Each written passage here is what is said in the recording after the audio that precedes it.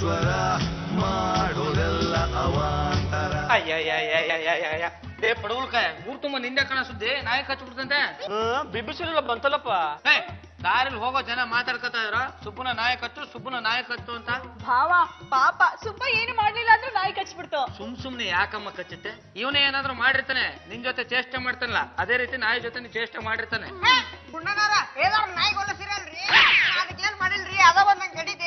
ಲೇ ಪರಮ, ಮೊನ್ನೆ ಇಟ್ಟಿಗೆ ಗುರು ಒಳಗಡೆ ಒಂದ್ ಎಳೆ ಮಗು ಮಲಗುತ್ತಾ 16 ನಾಯಿಗಳು ಸೇರ್ಕೊಂಡು ಈಚೆ ಎಳ್ಕೊಂಡ್ಬಂದು ಕಚ್ಚಿ ದಾರುಣ ಕುಂದಾಕ್ಬಿಡ್ತಾವ.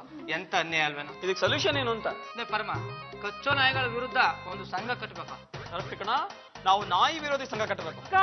ಧಿಕ್ಕಾರ ಬೀದಿ ನಾಯಿಗಳಿಗೆ ಧಿಕ್ಕಾರ, ಧಿಕ್ಕಾರ ಧಿಕ್ಕಾರ ಬೀದಿ ನಾಯಿಗಳಿಗೆ ಧಿಕ್ಕಾರ, ಧಿಕ್ಕಾರ ಧಿಕ್ಕಾರ ಬೀದಿ ನಾಯಿಗಳಿಗೆ ಧಿಕ್ಕಾರ, ಧಿಕ್ಕಾರ ಧಿಕ್ಕಾರ. ಓಲ್ಡನ್ ಏನ್ರಿ ಗಲಾಟೆ? ರಸ್ತೆಗಳಲ್ಲಿ ವಿಧಾನಸೌಧದಲ್ಲಿ 2 ಕಡೆನೂ ನಾಯಿಗಳ ಗಲಾಟೆ. ನಾವ್ ಅಲ್ಲಿ ನೋಡದ ಇಲ್ಲಿ ನೋಡದ, ಹೇಗ್ರಿ ಕೆಲಸ ಮಾಡೋದು? ನಾಯಿಗಳಾಗ್ಲಿ ಜನಗಳಾಗ್ಲಿ ರಸ್ತೆನಲ್ಲಿ ಗಲಾಟೆ ಮಾಡೋ ಹಾಗಿಲ್ಲ. ಇನ್ಸ್ಪೆಕ್ಟ್ರೆ, ನಾಯಿಗಳನ್ನ ಮೊದಲು ನಗರದಿಂದ ಓಡಿಸಿ. ಆದ್ರೆ ಇದಕ್ಕೆ ಪ್ರಾಣಿ ದಯಾ ಸಂಘದವರು ಒಪ್ಪೋದಿಲ್ಲ. ಅವ್ರು ಬೇಕು ಅಂತಾರೆ, ನೀವು ಬೇಡ ಅಂತೀರಾ.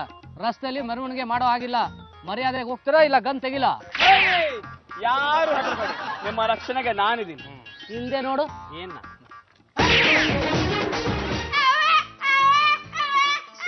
ಏನಾಯ್ತು?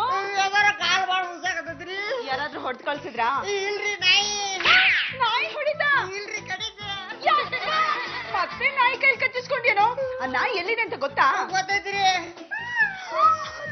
ಮತ್ತೆ ನಾಯಿ ಕಚ್ಚಿರೋ ಕಂಪ್ಲೇಂಟ್ ಕೊಟ್ರೋ ಇಲ್ವೋ? ಎಲ್ಲ ಆಮೇಲೆ ಅಮ್ಮ, ಮೊದಲು ಕರ್ಕೊಂಡು ಹೋಗಿ ರೇಬಿಸ್ ಇಂಜೆಕ್ಷನ್ ಕೊಡಿಸ್ಬೇಕು. ಸರ್ಕಾರಿ ಆಸ್ಪತ್ರೆಗೆ ಹೋಗಿ ರೇಬಿಸ್ ಇಂಜೆಕ್ಷನ್ ಕೇಳಿದ್ರೆ ಪ್ರೈವೇಟ್ ಆಸ್ಪತ್ರೆಗೆ ಹೋಗಿ ಅಂತಾರೆ. ಅಲ್ಲ ಕೇಳಿದ್ರೆ ದುಡ್ಡು ಜಾಸ್ತಿ ಕೇಳ್ತಾರೆ ಅಂಕಲ್. ಈಗ ಕತೆ ಹೊಡೆಯೋ ಸಮಯ ಇಲ್ಲ, ಮೊದಲು ಇನ್ನ ಕರ್ಕೊಂಡು ಹೋಗ್ಬೇಕು. ಮೊದ್ಲು ಕರ್ಕೊಂಡು ಇಂಜೆಕ್ಷನ್ ಕೊಡ್ತಾರೋ ಇಲ್ಲ ಹುಚ್ಚಾಗ್ಬಿಡ್ತಾನೆ. ಡಾಕ್ಟರ್ ಕರ್ಸ. ಕಾಲ್ ಮುಡ್ಕೊಂಡು ಮಾಲ್ಕೋತಿಯಾರ. ಡಾಕ್ಟರ್ ಮಮ್ಮೂಟಿ ಕರ್ಸ್ರ. ಯಾವ ಆಧಾರದ ಮೇಲೆ ನೀವು ನಾಯಿನ ಅರೆಸ್ಟ್ ಮಾಡಿದ್ರಿ? ನಿಮ್ಮ ಹತ್ರ ಅರೆಸ್ಟ್ ವಾರೆಂಟ್ ಇದೆಯಾ ಅಥವಾ ಸರ್ಚ್ ವಾರೆಂಟ್ ಇದೆಯಾ? ಸರಿ, ಅರೆಸ್ಟ್ ಮಾಡಿದ್ರೆ ನಾಯಿನ ಯಾಕ್ರಿ ಕೋರ್ಟ್ಗೆ ಇನ್ನ ಪ್ರೊಡ್ಯೂಸ್ ಮಾಡಿಲ್ಲ? ಸರ್, ಇವನ್ ಯಾಕೋ ದೊಡ್ಡ ಮಟ್ಟದಲ್ಲಿ ಮಾತಾಡ್ತಾ ಇದ್ದಾನೆ, ಬಿಟ್ಬಿಡಿ ಸರ್. ಹೇಗೋ ಬಿಡಕ್ಕಾಗುತ್ತೆ? ನಾಯಿ ಕಚ್ಚಿದ ನಮ್ಮ ತಂಗಿ ಕಂಪ್ಲೇಂಟ್ ಕೊಟ್ಟಿದ್ದಾಳೆ.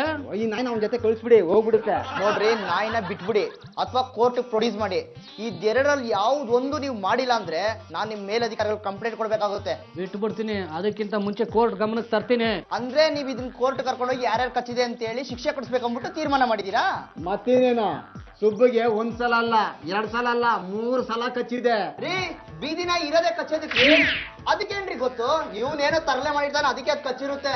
ನಾಳೆ ಕೋರ್ಟ್ಗೆ ಬನ್ನಿ, ಅಲ್ಲಿ ಮಾತಾಡೋಣ. ಆಯ್ತು, ನಾಳೆ ನಾನು ನಿಮ್ಮನ್ನ ಕೋರ್ಟಲ್ಲೇ ಮೀಟ್ ಮಾಡ್ತೀನಿ. ಆದ್ರೆ ಒಂದ್ ವಿಷಯ, ನಾಯಿಗೆ ಏನಾದ್ರೂ ಶಿಕ್ಷೆ ಆಯ್ತೋ ದೇಶದಲ್ಲಿ ದೊಡ್ಡ ಮಟ್ಟದಲ್ಲಿ ಆಂದೋಲನ ಮಾಡ್ತೀವಿ. ಇವನು ಸುಬ್ರಹ್ಮಣ್ಯ, ಇವನೇ ನಾಯಿಯಿಂದ ಹಲ್ಲೆಗೊಳಗಾಗಿರೋ ವ್ಯಕ್ತಿ. ಇವನ್ನೇ ನೀವು ವಿಚಾರಣೆ ಮಾಡಬಹುದು. ಕರೀರಿ ಅವನ್ನ. ಸುಬ್ರಹ್ಮಣ್ಯ. ಅಬ್ಜೆಕ್ಷನ್ ಯುವರ್ ಆನರ್, ಅದ್ಯಾವುದೋ ಬೇರೆ ಬೀದಿ ನಾಯಿ ಇರಬಹುದು. ಯುವರ್ ಆನರ್, ಇದೇ ನಾಯಿ ಕಚ್ಚಿದೆ ಅನ್ನೋದಕ್ಕೆ ನಮ್ಮ ಹತ್ರ ಸಾಕ್ಷಿಗಳಿವೆ. Objection overruled. Thank you your honour. ಬಂದ್ ಕಡಿದ್ರೆ ಯಾಕೆ ಕಡಿದಿ ಅಂತ ಕೇಳಿದೆ, ಮತ್ತೆ 2ನೇ ಸಲ ಕಡಿತೆ. ಕಡಿದ್ರು ಸುಮ್ಮರಂಗಿಲ್ಲ ಅಂದೆ, ಮತ್ತೆ 3ನೇ ಸಲ ಕಡಿತೆ. ನಾ ಎಷ್ಟಂತ ತಡ್ಕೊಳ್ಳಿ, ಓಡ್ ಬಂದ್ಬಿಟ್ಟೆ. ಯುವರ್ ಆನರ್, ಈ ನಾಯಿ ಸುಬ್ಬನ ಮೇಲೆ ಅಟ್ಯಾಕ್ ಮಾಡಿದೆ. BBMP ಅವರಿಗೆ ನಾವು ಟ್ಯಾಕ್ಸ್ ಕಟ್ತೀವಿ. ನಾಯಿ ಹಿಡಿಯೋಕ್ಕೋಸ್ಕರ 5 ಕೋಟಿ ರೂಪಾಯಿನ ಎತ್ತಿಟ್ಟಿದ್ದಾರೆ. ಅವ್ರು ಯಾಕೆ ಬೀದಿ ನಾಯಿ ಹಿಡಿಯೋ ಕೆಲಸ ಮಾಡ್ತಾ ಇಲ್ಲ? ಈ ಕೇಸಿಗೆ ಸಂಬಂಧಪಟ್ಟಾಗ ಮಾತ್ರ ಮಾತಾಡಿ. ಈ ನಾಯಿಗೆ ಸಂಬಂಧಪಟ್ಟ ಕೇಸ್ ಇದು. ನಿಮ್ಮ ವಾದ ಏನೇ ಇದ್ರು ಈ ನಾಯಿಗೆ ಮೀಸಲಾಗಿರ್ಬೇಕು. Doctor report ತಗೊಂಡ್ಬಂದಿದ್ದಾರೆ. ನೋಡಿ ಇವರಾನ, ಈ ನಾಯಿ ಜಲ್ಲು ಈ ಸುಬ್ಬುಗಾಗಿರೋ ಗಾಯದ ಮೇಲಿರೋ ಜಲ್ಲು ಎರಡೂ ಮ್ಯಾಚ್ ಆಗುತ್ತೆ. ಅನುಮಾನನೇ ಇಲ್ಲ ಇವರಾನರ್, ಇದೇ ನಾಯಿ ಸುಬ್ಬು ಕಚ್ಚಿರೋದು. ಎಲ್ಲಾ ನಾಯಿ ಜೊಲ್ಲು ಒಂದೇ ತರನೇ ಇರುತ್ತೆ ಇವ್ರ ಅವನ. ಮೇಡಮ್, ನೀವು ಸ್ವಲ್ಪ ಸುಮ್ಮನೆ ಇರ್ತೀರಾ? ನಿಮ್ಗೇನು ಗೊತ್ತು ನಾಯಿಗಳ ಬಗ್ಗೆ? ನಾನು ನಾಯಿಗಳನ್ನ ನೋಡ್ತೀನಿ, ಮನುಷ್ಯನ ನೋಡ್ತೀನಿ. ಸುಬ್ಬು ಕೊಡ್ದಿರೋದು ಇದೇ ನಾಯಿ. ರಿಪೋರ್ಟ್ ಇದೆ, ಬೇಕಾದ್ರೆ ನೋಡಿ, ಕೊಡಿ ಸರ್.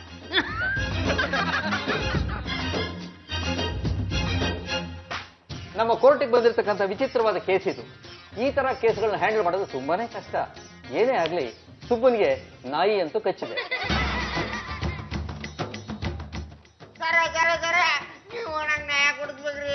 ಸುಬ್ಬನಿಗೆ ನಾಯಿ ಕಚ್ಚಿರೋದು ಸಾಕ್ಷಿ ಆಧಾರಗಳಿಂದ ರುಜುವಾತಾಗಿದೆ. ಆದ್ರಿಂದ ಸುಬ್ಬು ಅದೇ ನಾಯಿಗೆ 3 ಸಲ ಕಚ್ಚಬೇಕು ಅಂತ ಕೋರ್ಟ್ ಆದೇಶ ಕೊಡುತ್ತದೆ.